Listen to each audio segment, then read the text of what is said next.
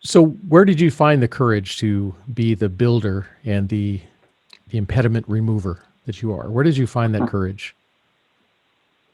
It's a very fair question, and it was. I think a lot of it is you're born with some of this. I had the very good fortune of having a father who was also a mentor.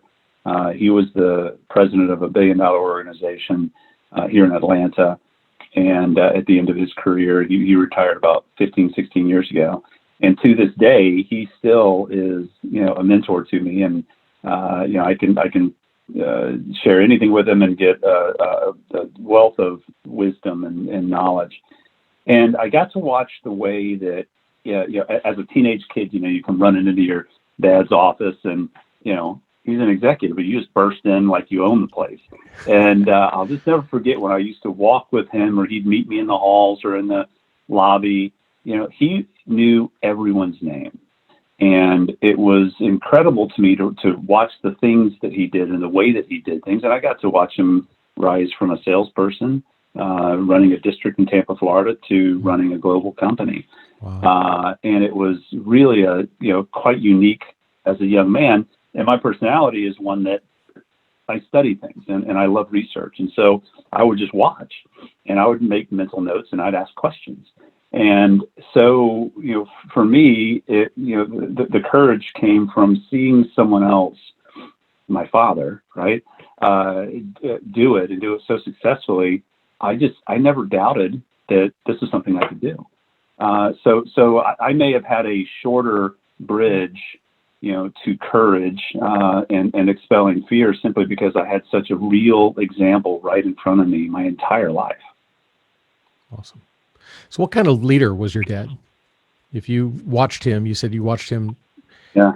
As he interacted with people, he knew everybody, he knew kind of where they were, Yeah. knew how to talk to them, depending probably on what level in the company they were. What kind of leader Yeah. would you say he was? Enormously demanding and enormously caring. Nice. He certainly came from a different era in management and the things that he grew up in and had to manage through than what we see in today's executive world. But he was tough. In fact, one of my favorite stories is he grew up in the organization, and so did many of his generals and lieutenants that became vice presidents within the organization. And his very best friend, because they worked so much all the time, that's where his personal relationships were as well. His very best friend, he actually had to demote from a VP role. And you want to talk about courage and doing the right thing, because everyone in the organization knew that something was wrong and that position wasn't working. It was just the wrong role. And I tore my dad up. I got to see the personal side of it at home, how much it hurt. Sure. But he did the right thing. And those are the things that elevated him in the organization, relative to people. They want to work for someone like that. They know you're going to be incredibly fair. He cared very deeply, but he was very tough and demanding on his folks. But he also grew up in sales, and so it was you've got to make the numbers. Mm-hmm. But he did so in a way that like I said, he knew everyone's name and he could converse with you about your family, and that's there's a depth there in leadership that I think is fairly rare today. Absolutely.